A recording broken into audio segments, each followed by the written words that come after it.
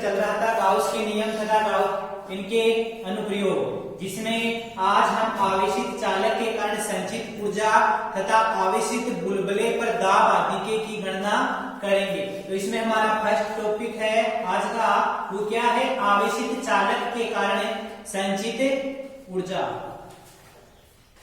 आवेशित चालक के कारण संचित ऊर्जा।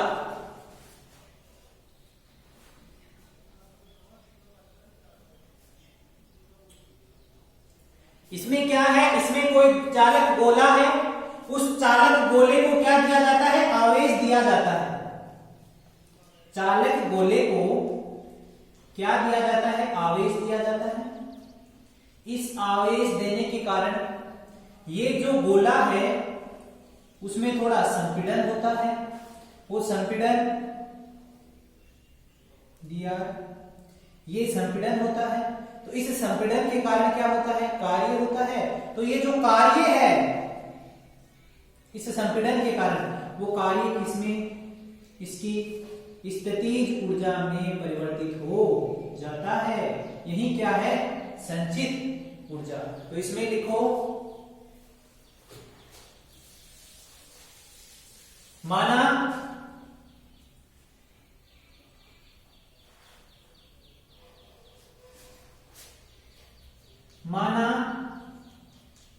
आर त्रिज्या का कोई चालक गोला है जिसे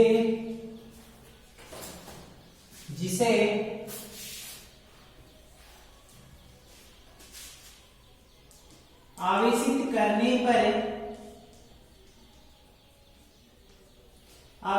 करने पर संपूर्ण आवेश उसके पृष्ठ पर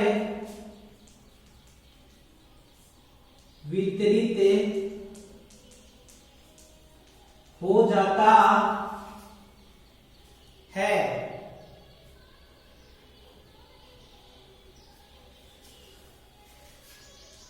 जब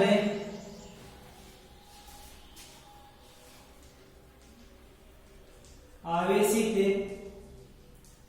गोले को dr दूरी तक संपीड़ित किया जाता है तो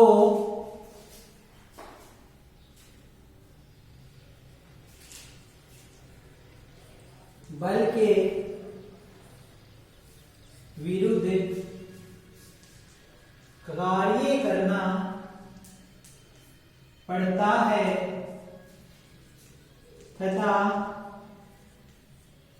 यह कार्य स्थितिज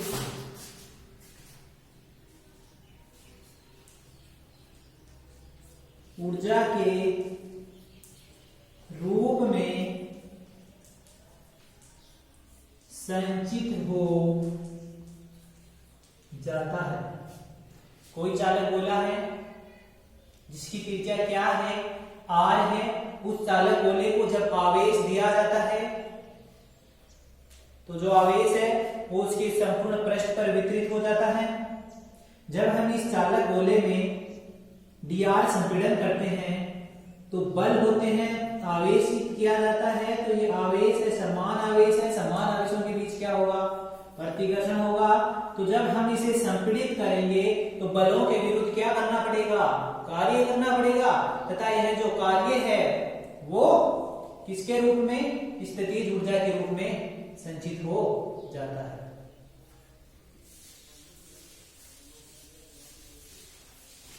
इसमें डायग्राम बनाओ। डायग्राम में क्या है? आर त्रिज्या का कोई गोला है, लेकिन गोला किसका है? चालक गोला है, क्योंकि हम आवेशित चालक गोले की बात कर रहे हैं। ये क्या है? आर त्रिज्या है, आर त्रिज्या का गोला है जिसे समरूप आवेशित किया गया है। यह आवेश इसके पृष्ठ पर एक समान रूप से वितरित है। इस गोले में मैं dr संपीड़न करूंगा तो बल के विरुद्ध क्या करना पड़ेगा रे? कार्य करना पड़ेगा। और यह जो कार्य है वो किसके रूप में संचित हो जाएगा? स्थितिज ऊर्जा के रूप में संचित हो जाएगा। इसमें लिखो माना आवेशित चालक की सतह पर बल। तो आवेशित चालक की सतह पर बल dF बराबर क्या होगा रे?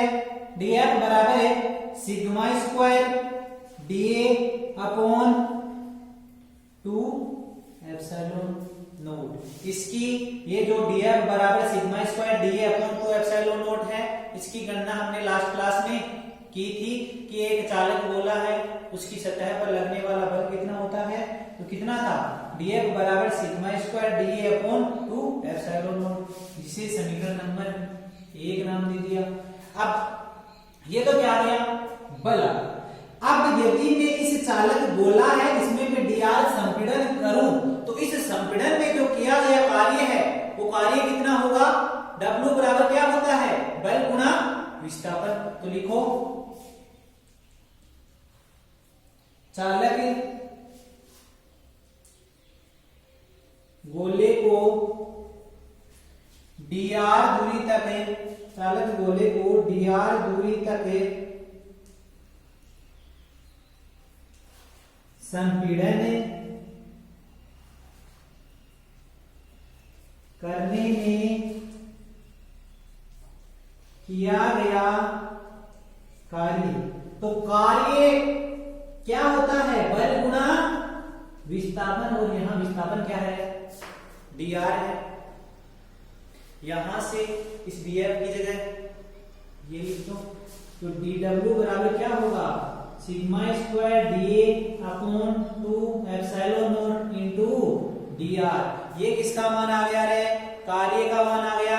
अब ये dA है, इस dA की जगह मैं क्या लिख सकता हूं? ये dA क्या है? किसका क्षेत्रफल है? इस गोले का क्षेत्रफल है। तो गोले का क्षेत्रफल क्या होता है? dA बराबर 4 पाई r स्क्वायर। यहां से dw बराबर सिग्मा स्क्वायर dA की जगह क्या लिख सकता हूं? 4 पाई r square upon 2 epsilon not into dr, जिसे समीकरण नंबर 2 नाम दे दिया है।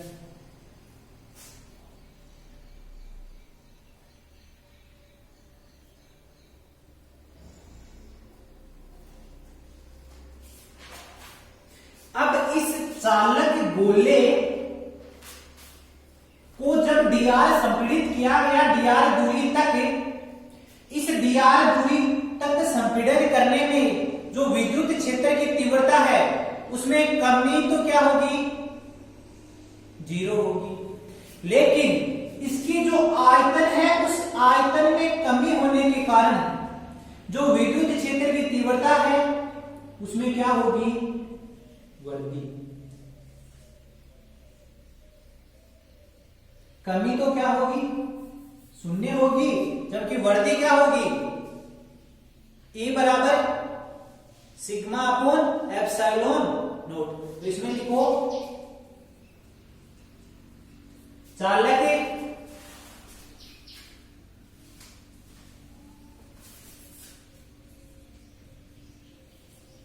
को dr दूरी तक संपीड़ित करने में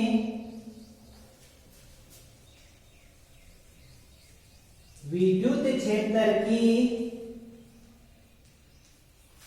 तीव्रता में कमी E बराबर 0 होती है। E बराबर 0 होती है, परंतु आयतन घटने के कारण विद्युत क्षेत्र की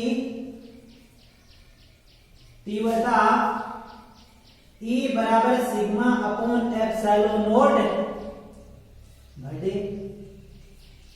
जाती है। इसमें जो विस्थापन हुआ उसके कारण विद्युत क्षेत्र की तीव्रता में कमी है वो नगण्य यानी कि शून्य होती है, लेकिन इसके जो आयतन में कमी हुई, इस आयतन में कमी होने के कारण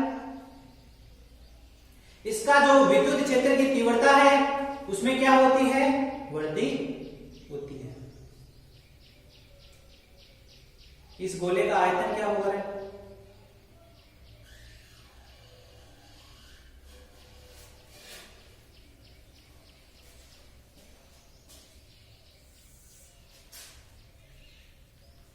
गोले का कुल आयतन, तो आयतन बराबर क्षेत्रफल गुणा दूरी होती है। तो मैं dv बराबर dA इंटू dr लिख सकता हूं।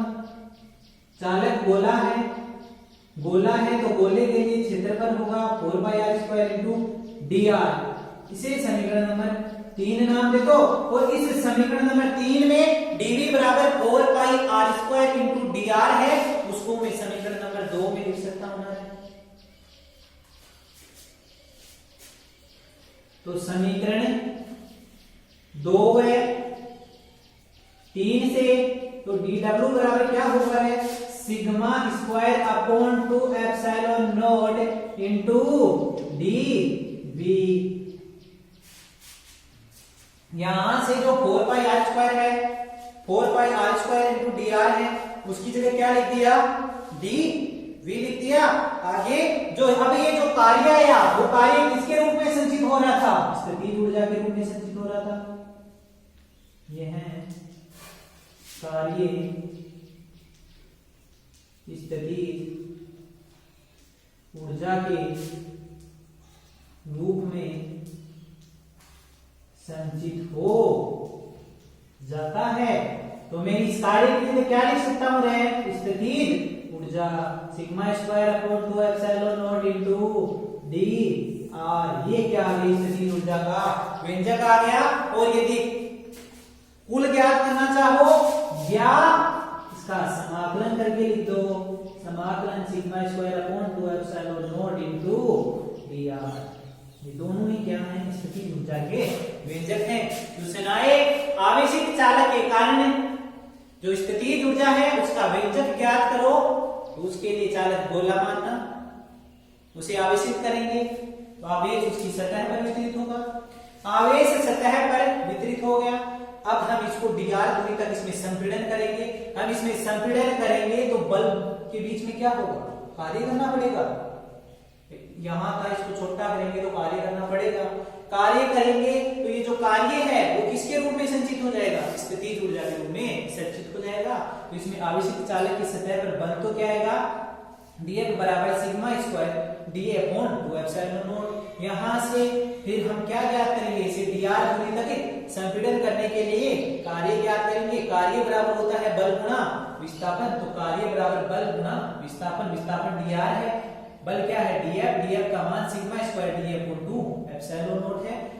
इसका मान, कार्य का मान कितना आया, sigma square into 4πr² upon 2 epsilon not into dr आया। अब जो इसका कुल आयतन है, कुल आयतन कितना होगा, आयतन बराबर क्या होता है, क्षेत्रफल गुणा विस्थापन। तो क्षेत्रफल गोले का कितना होगा, 4πr² होगा, तो dv बराबर 4πr² इंटू dr होगा। फिर यहां से ये है वो कहां, समीकरण नंबर 2 में रख देंगे, किसकी जगह, 4πr² इंटू dr की जगह। तो ये क्या होगा, dw बराबर sigma square upon 2 epsilon not into dv। ये कार्य है वो किसके रूप में संचित हो रहा था, स्थितिज ऊर्जा के रूप में। तो हम कार्य की जगह क्या लिख देंगे, स्थितिज ऊर्जा। तो du बराबर sigma square upon 2 epsilon not into dr, या इसका समाकलन करके लिख देंगे।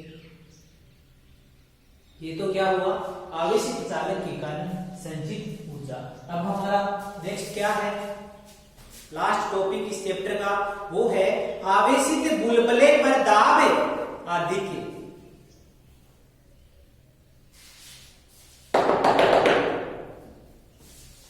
आवेशित बुलबुला है, उस बुलबुले पर हम दाब आदि की गणना करेंगे।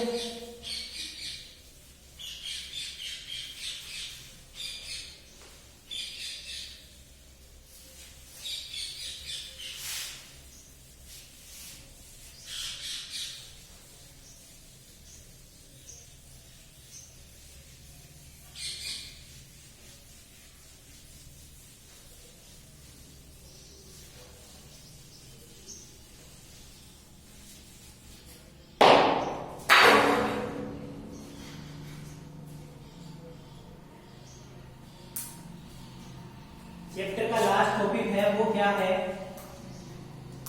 वो है आवेशित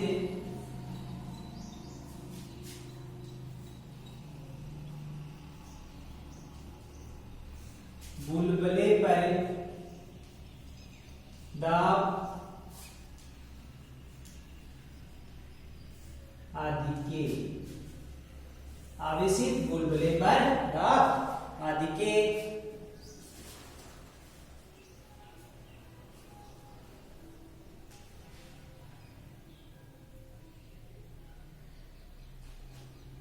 तो इसमें लिखो,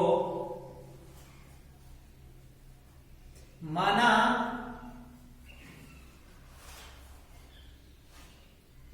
आर त्रिज्या का बुलबुला है,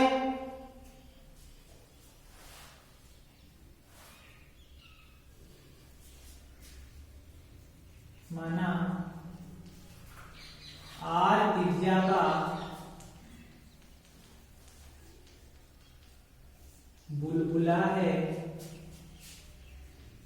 इसका अस्तित्व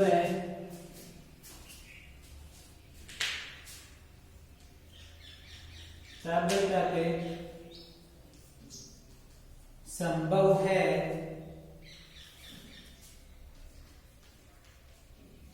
जब तक आंतरिक बल तथा पृष्ठ तनाव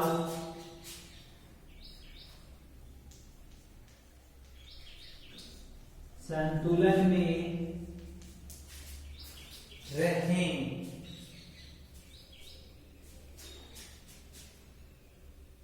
तथा यदि बाह्य दाब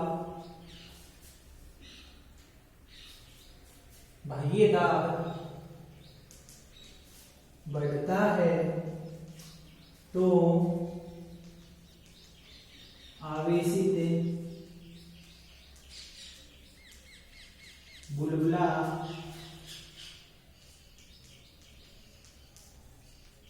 फूट जाता है। अतः सदैव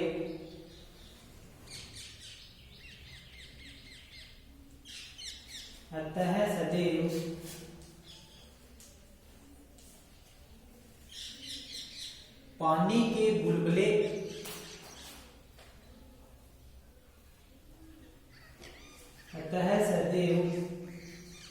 पानी के बुलबुले का आंतरिक दाब बाह्य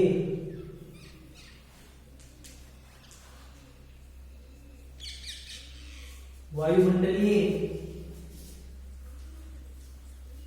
दाब का 40/R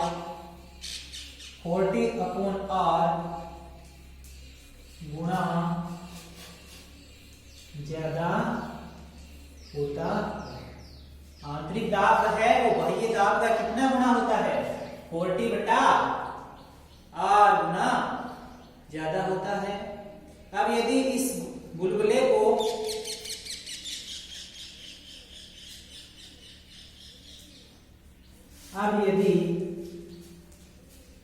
इस बुलबुले को आवेशित कर दिया जाए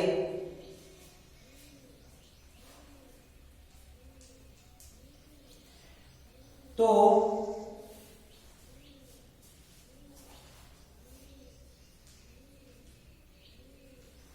आवेशों की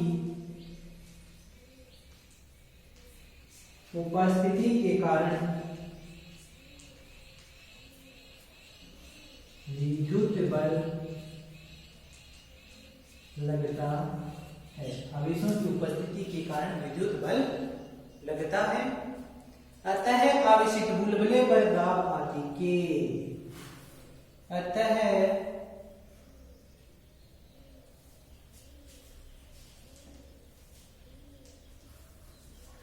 आवेशित बुलबुले पर दाब,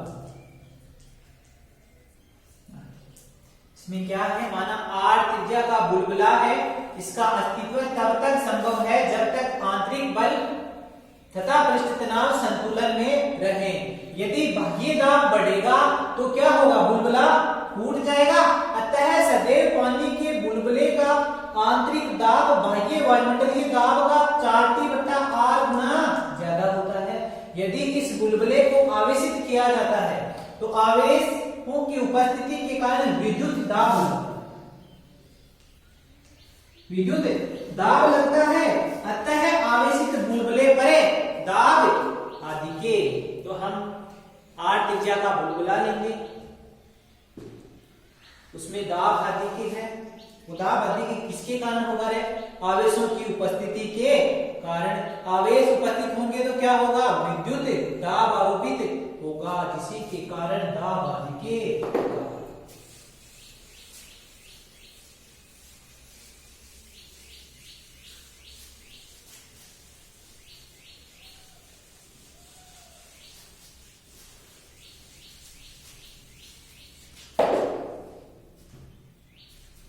ये क्या है, आर त्रिज्या का आवेशित बुलबुला है।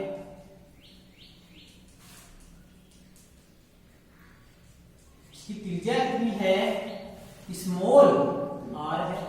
इस बुलबुले को आवेशित किया गया है। यदि आवेशित करेंगे तो इन आवेशों के कारण क्या लगेगा, विद्युत दाब लगेगा। इसमें देखो, माना बुलबुले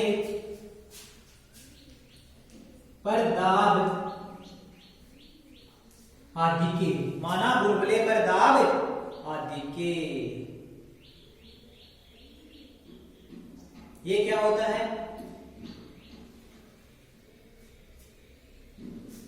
ये होता है P into pi R square बराबर होता है पृष्ठ तनाव इंटू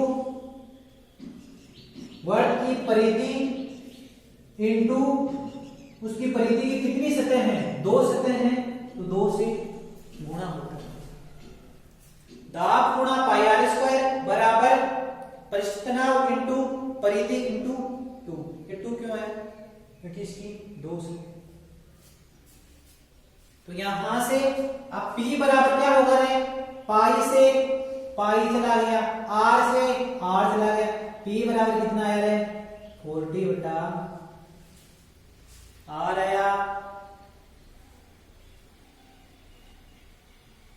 और ये 2 क्यों आया, क्योंकि बुलबुले के 2 पृष्ठ हैं। से समीकरण नंबर 1 नाम दे दिया।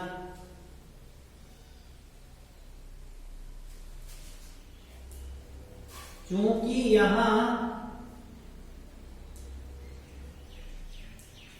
बुलबुले के 2 पृष्ठ, क्या है, बुलबुले के 2 पृष्ठ हैं। जब बुलबुले को आवेशित करते हैं तो आवेश के कारण कुल आरोपित बल,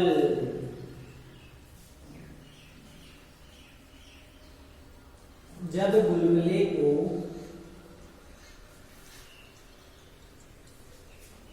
आवेशित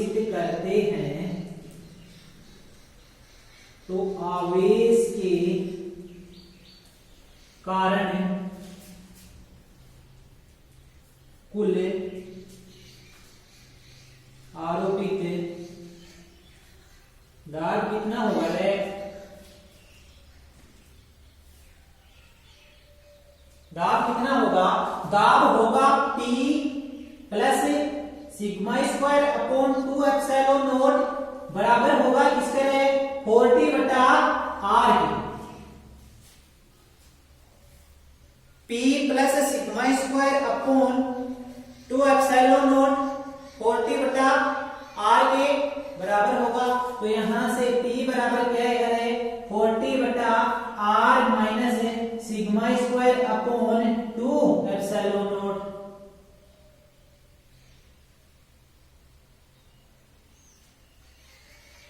P बराबर क्या आया? 40 बटा R minus sigma square upon 2 epsilon not. अब यदि ये बलबला संतुलन की अवस्था में है तो दाब आधिक्य क्या होगा? शून्य होगा। यदि बुलबुला संतुलन की अवस्था में हो तो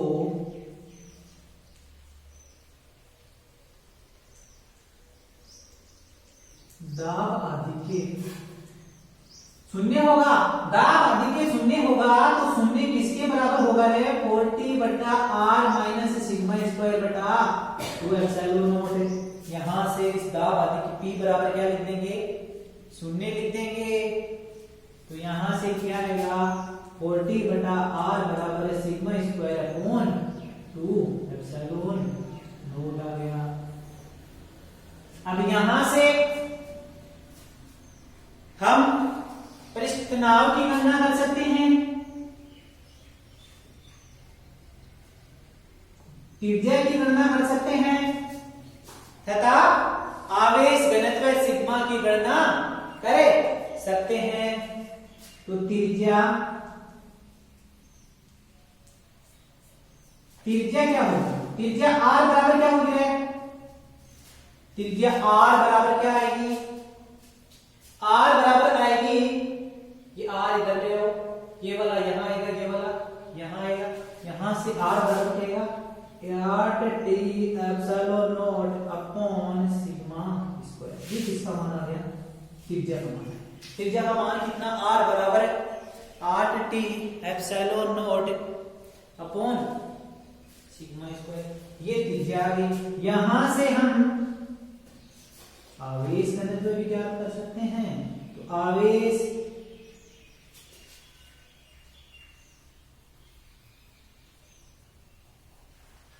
घनत्व सिग्मा बराबर क्या है? √8t epsilon not upon R। ये किसका मान आ गया? आवेश घनत्व का मान आ गया। इसी से हम पृष्ठ तनाव ज्ञात कर सकते हैं। पृष्ठ तनाव क्या होगा? पृष्ठ तनाव T बराबर क्या होगा रे? T बराबर होगा sigma square R upon 8 epsilon not. ये किसका मान आ गया? पृष्ठ तनाव का मान आ गया। अब इसमें क्या होगा? इसमें कोई न्यूमेरिकल आएगा। उस न्यूमेरिकल में कहेगा कि उस कोई बुलबुला है वो संतुलन की अवस्था में है। तो संतुलन की अवस्था में होगा तो क्या होगा? दाब आधिक्य क्या होगा? शून्य होगा। यदि दाब आधिक्य शून्य होगा तो फिर पूछेगा उस बुलबुले की त्रिज्या ज्ञात करो। त्रिज्या ज्ञात कराएगा तो क्या देगा? पृष्ठ तनाव और आवेश घनत्व देगा। यदि आवेश घनत्व पूछ लिया तो क्या देगा? त्रिज्या और पृष्ठ तनाव देगा। और यदि पृष्ठ तनाव पूछा तो क्या देगा? त्रिज्या और आवेश घनत्व। तो यहां से कोई क्वेश्चन में बोल सकता है कि यदि बुलबुला संतुलन की अवस्था में हो तो उस बुलबुले की त्रिज्या ज्ञात करो, पृष्ठ तनाव का मान ज्ञात करो, आवेश घनत्व का मान ज्ञात करो। इसी के साथ हमारा जो सेकंड चैप्टर है गाउस के नियम तथा इनके अनुप्रयोग ये कंप्लीट होता है। नेक्स्ट क्लास में हम इसके जो न्यूमेरिकल क्वेश्चन है वो करेंगे। Thank you.